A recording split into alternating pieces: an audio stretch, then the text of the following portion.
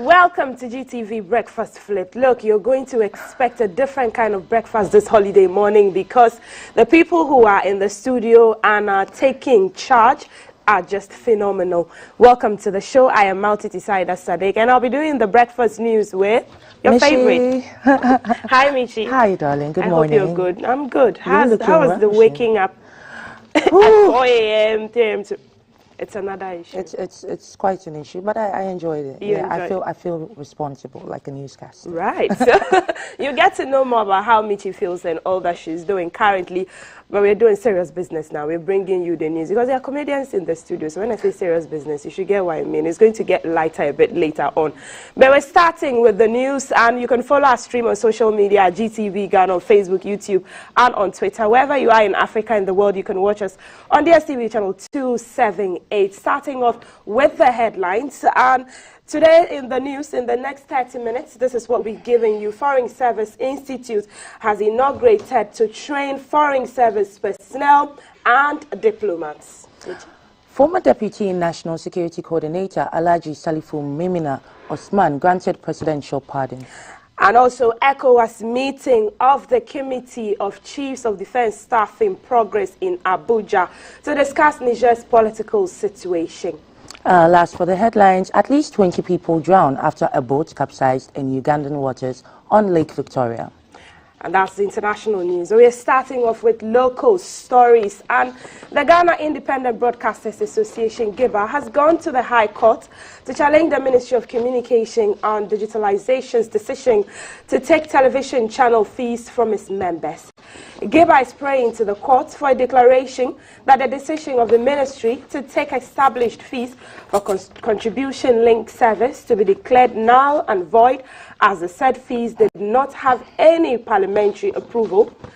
Additionally, GIBA said in 2006, okay, no, don't do that. Let's read further.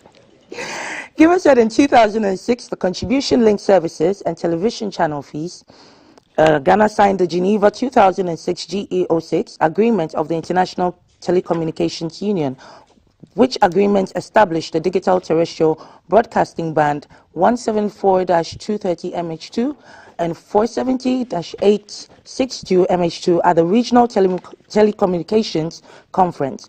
According to GIBA, the essence of the agreement was to ensure that signatory countries, including Ghana, change from the old way of transmitting television broadcast signals, known as analog, to the new digital technology known as terrestrial television.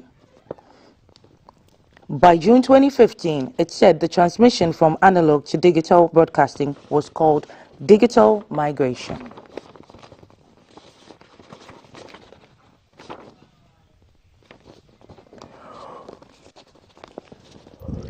And an ECOWAS meeting of the Committee of Chiefs of Defense Staff, CCDs, is underway in Abuja from now till 4th August 2023. On the table is the political situation in Niger. The CCDs meeting is a follow-up to the decision of the authority of ECOWAS heads of state and governments at the extraordinary session held on the 30th of July 2023 in Abuja, Nigeria. Following the recent political upheaval in Niger, an extraordinary summit of heads of state and governments was held in Abuja under the chairmanship of Nigeria's president and chair of the ECOWAS authority, Bola Ahmed Tinubu. After receiving the memorandum of the president of the ECOWAS Commission on the Niger situation, the authority extensively discussed the latest developments by members of the Presidential Guard and the illegal detention of the legitimate head of state, President Mohamed Bazoum, as well as members of his family and government. After the summit, the Committee of Chiefs of Defense Staff, CDS, of ECOWAS is currently meeting in Abuja as tasked by the heads of state and government to restore constitutional order in Niger. The meeting is also to find a lasting solution to that political situation. Addressing the members, Nigeria's Chief of Defense Staff, General Christopher Musa, said the committee is tasked with a mission to rise above their individual interests and fight for a common goal as custodians of peace in the region. He said as they deliberate on the way forward, they must be guided by the principles of justice, fairness and the rule of law. Our commitment to these principles will be unwavering. They are the bedrock on which our community is built, and they should be the guiding light in the difficult journey that lies ahead. I'm confident that this meeting will make a significant step forward towards restoring constitutional order in the Republic of Niger and affirming our collective resolve to democratic governance. I look forward to robust, fruitful discussion, and I'm certain that our collective wisdom, experience, and commitment to our shared values will guide us to the best outcomes. The Commissioner, Political Affairs, Peace and Security, Dr. Abdel Fattah Musa, reassured the Niger people that ECOWAS will not tolerate any barbaric acts since the country is a signatory. We want to reassure that once they were signatory to the ECOWAS protocol, that is not going to be tolerated, and we are going to do everything to ensure that the hostage situation in Niger is resolved. The Committee of Chiefs of Defense Staff hopes to come up with a robust, fruitful deliberation to address the political situation in Niger.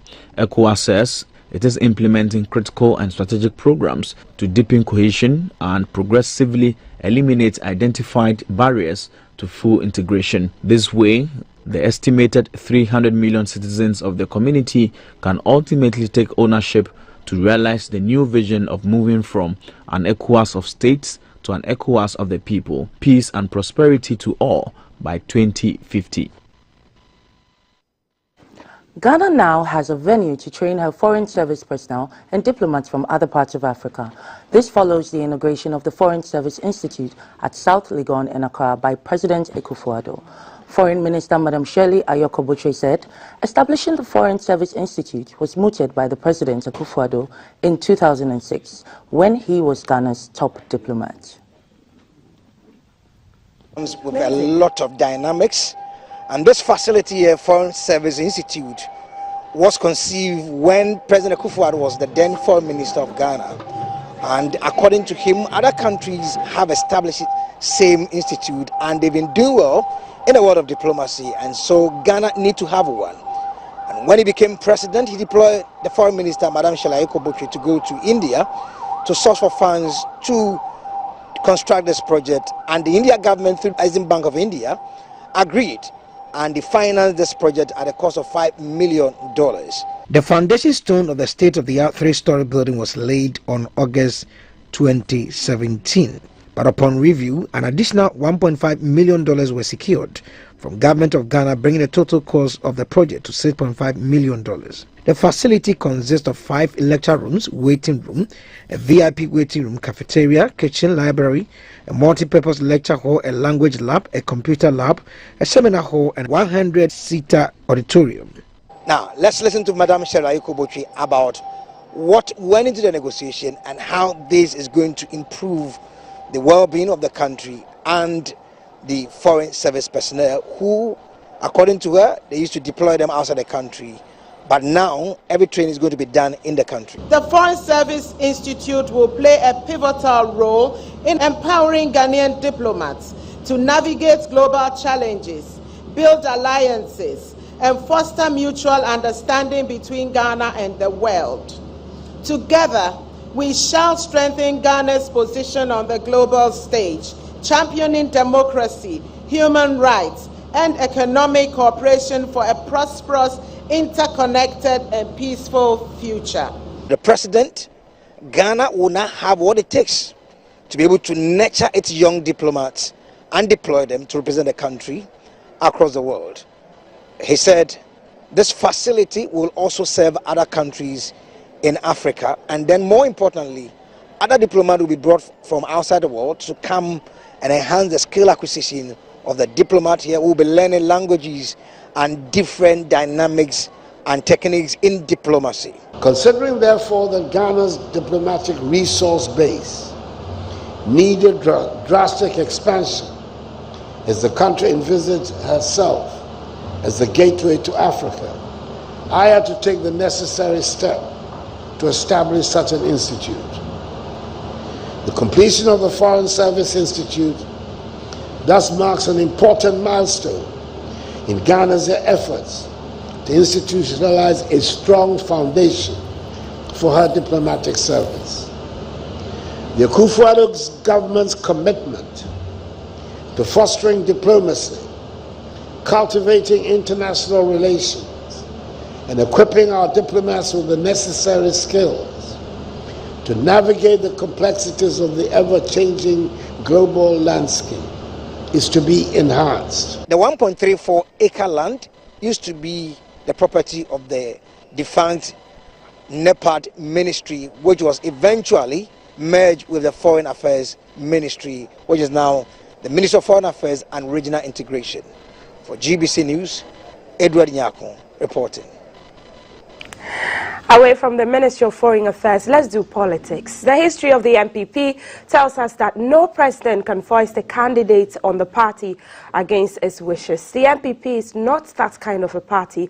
We have never subscribed to a cult of personality. Indeed, our highly respected former president, the first MPP president, His Excellency John Agyekum Kufuor, in the aftermath of my election as MPP presidential candidate by the 2007 National Congress, told the Congress that the party has a spirit that cannot be ignored, says President Akufo-Addo.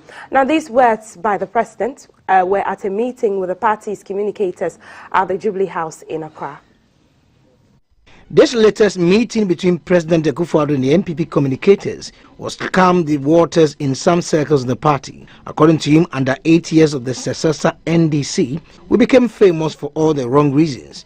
4 successive years of doing so, the mismanagement of the economy, wrong and dangerous energy contracts, and wanton corruption dissipated any hope the Ghanaian had for sustained economic development. And to the president, never again should this be visited on the Ghanaian. Kufuor took a country that was under HIPIC conditions, and within 7 years, it transformed the country into a low-income and low-middle-income status country.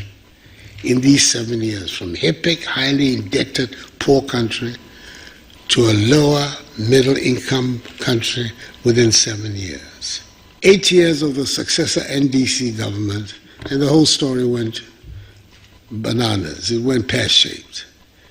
4 successive years of doomsday, mismanagement of the economy.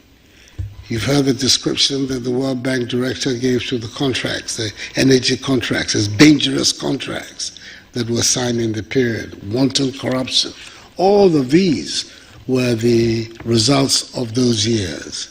With the start of the final leg of internal contest of the NPP, President Akufo-Addo noted that some actions by a few members of the party are making it to the front pages for the wrong reasons. We are the party of Ghana's unity, something that we should never forget.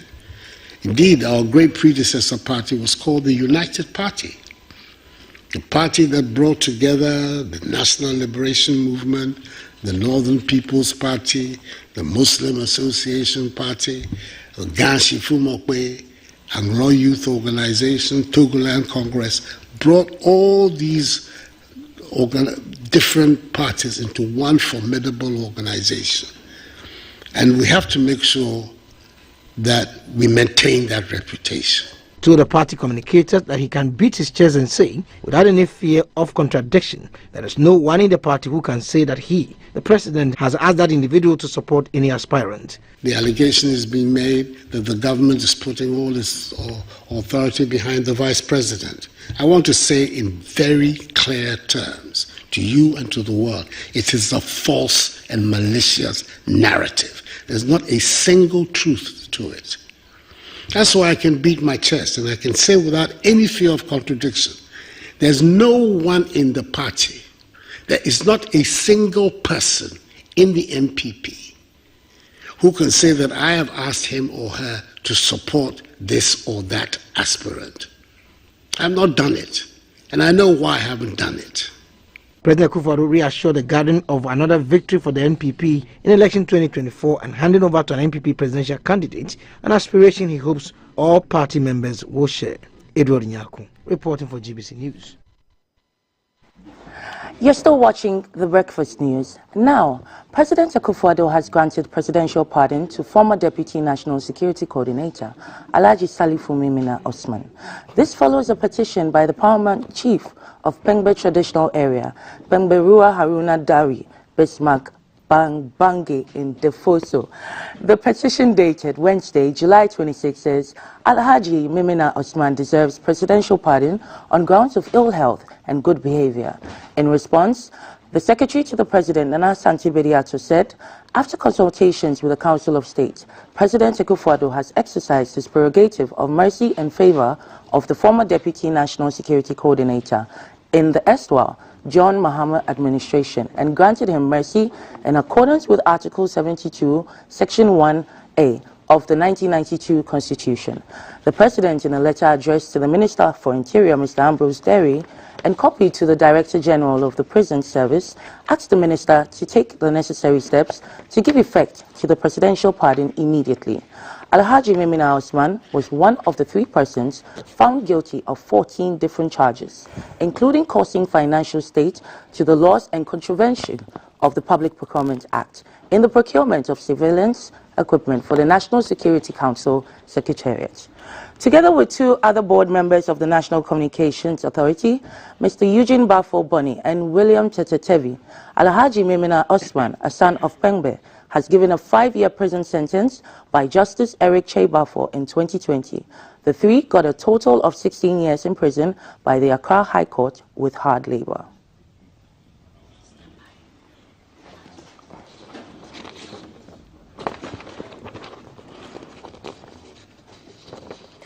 Let's go to Parliament. Now, some members of Parliament from the Upper East and Upper West regions want the government to initiate measures to control the presence of foreigners in the country, particularly from Burkina Faso.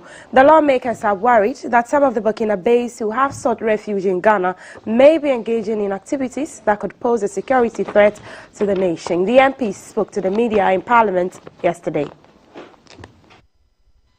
As you listen to the comments by members, it means that the influx of the refugees into our region extends beyond Garu.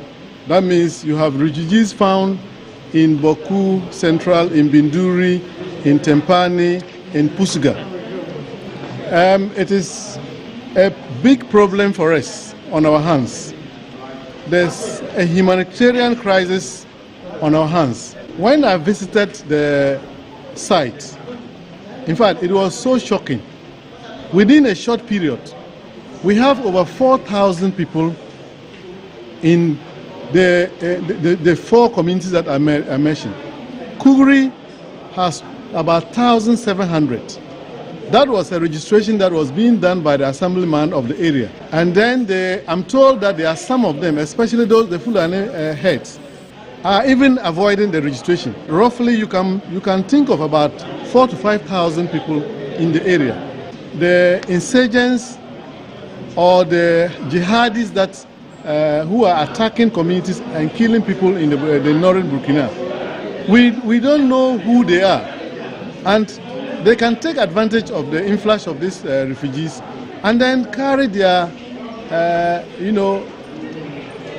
nefarious activities in our country. So the security situation is under threat.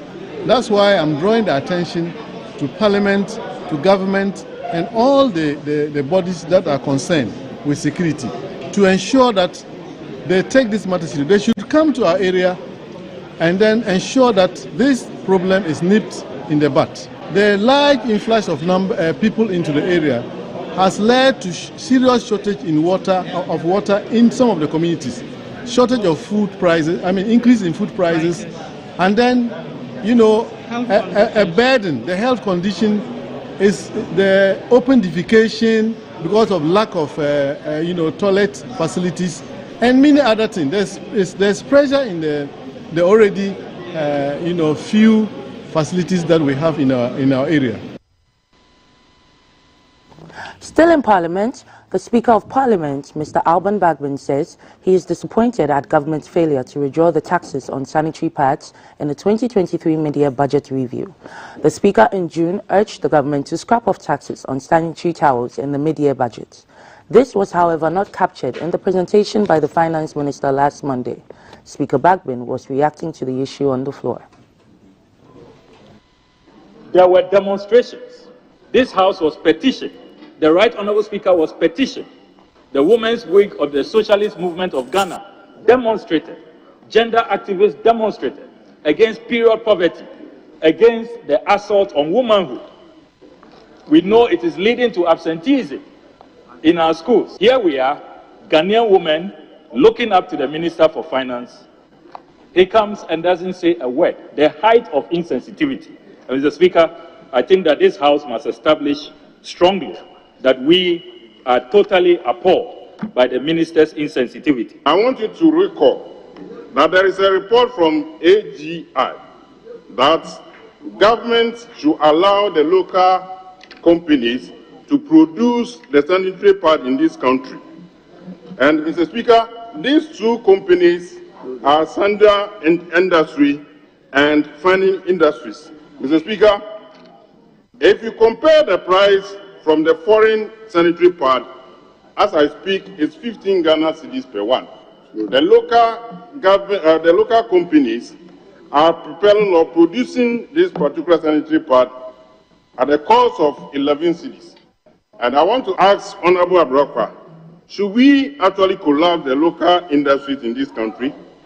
No. If we impose tax in order to actually prevent importation to this country, Abrakwa is saying the government is insensitive to this particular price. Actually saying that you will not... Honorable Member, I will give you the time, but for the issue of sanitary pads, I'm very, very, very passionate about it. Government should have a rethink about it. They met me 2 days ago, the captains of industry in Ghana, and we went through the details. So when we talk about the taxing, it's not only on the imports, but even what we produce locally. They tax the raw materials and they impose more taxes on them. So they were complaining about the cost of production. And to the extent that some of them have folded up and they are rather importing from some places and selling. So it's something that I take seriously about. Don't let's miss the point. You're still watching GTV Breakfast News. Let's take it to the foreign front now. At least 20 people have drowned after a boat capsized in Ugandan waters on Lake Victoria. The overloaded boat was believed to have had 34 people on board when the accident happened on Wednesday. According to police reports, the boat had also been carrying bags of charcoal, fresh foods, fish, among others. They attributed the cause of the accident to overloading and bad weather. The police said 9 people have been rescued. Now, rescue efforts by joint police, military and local community teams were underway to locate the other missing people. Ugandan police have appealed to people who travel on waters to always wear life jackets and not to overload their vessels. Boat accidents are not uncommon in Uganda. In 2020, at least 26 people died on Lake Albert at the border of Uganda and the Democratic Republic of Congo. 2 years earlier, dozens of people died after a boat carrying about 100 party revelers capsized in Lake Victoria near the capital, Kampala. Still on the international front. Still in the international front, meanwhile, Nigeria's army has said it has not received an order to commence military action against the military junta in Niger. In a statement reacting to a report that Nigerian soldiers were mobilizing in preparation, a spokesperson said that the armed forces could not begin a mission on behalf of the regional group, ECOWAS, without the mandate from the heads of state. Brigadier General Tukur Gusau said the military option would be the last to be taken in case every other option fails to reverse the situation in Niger. Military chiefs are currently meeting in the Nigerian capital, Abuja, to submit their plans to the region's leaders.